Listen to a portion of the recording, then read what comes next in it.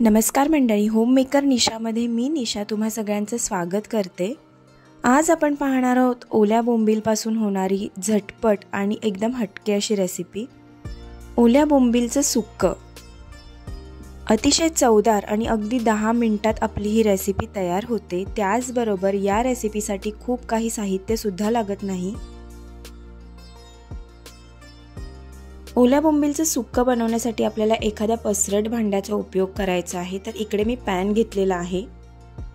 साधारण पाव किलो ओले बोंबीलची ही रेसिपी आहे। तर त्यासाठी इकडे मी 1.5 चमचा कांदा लसूण मसाला, पाव चमचा हळद, त्याचबरोबर पाव चमचा काश्मीरी मिर्च पावडर, पाव चमचा चिकन किंवा मटन मसाला, 2 ते 3 आमसूल आणि इकडे टेचलेला लसूण घातलेला आहे। आता इकडे आपल्याला साधारण एक मोठी पळी असं तेल घालायचं आहे। त्यानंतर इकडे मी चवीनुसार मीठ घातलेलं आहे। आता याच मिश्रणात आपण स्वच्छ केलेले ओले बोंबील घालून घेणार आहोत। साधारण पाव किलोला थोडेसे जास्त हे ओले बोंबील आहेत। आता हे सर्व आपल्याला मसाले जे आहेत ते या ओले बोंबलाला लावून घ्यायचे आहेत। तुम्हाला हवं तर तुम्ही हे मसाले लावल्यानंतर ओले बोंबील जे आहेत ते 10-15 मिनिटं मुरत ठेवू शकता, पण आज मी हे ओले बोंबील मुरत न ठेवता लगेचच याचं सुक्कं बनवायला घेतलेलं आहे।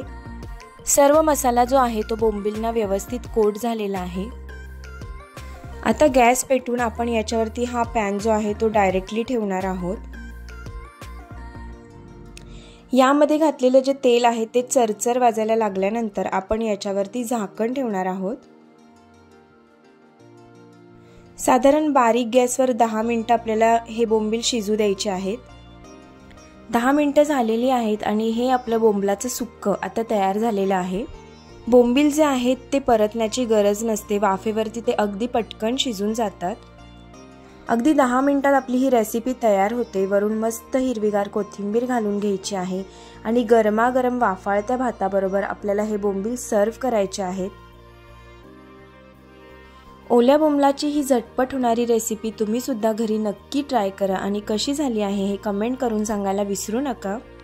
त्याचबरोबर आजची ही झटपट रेसिपी जर तुम्हाला आवडली असेल तर व्हिडिओला नक्की लाईक करा। माझ्या चॅनलवरती जर पहिल्यांदाच व्हिडिओ पाहत असाल तर चॅनलला सबस्क्राईब नक्की करा। बेल आयकॉनवरती प्रेस करायला विसरू नका, म्हणजे माझ्या व्हिडिओजचे अपडेट तुम्हाला मिळत राहतील। पुन्हा एकदा भेटूया अशाच छानशा व्हिडिओमध्ये। तोपर्यंत बाय बाय।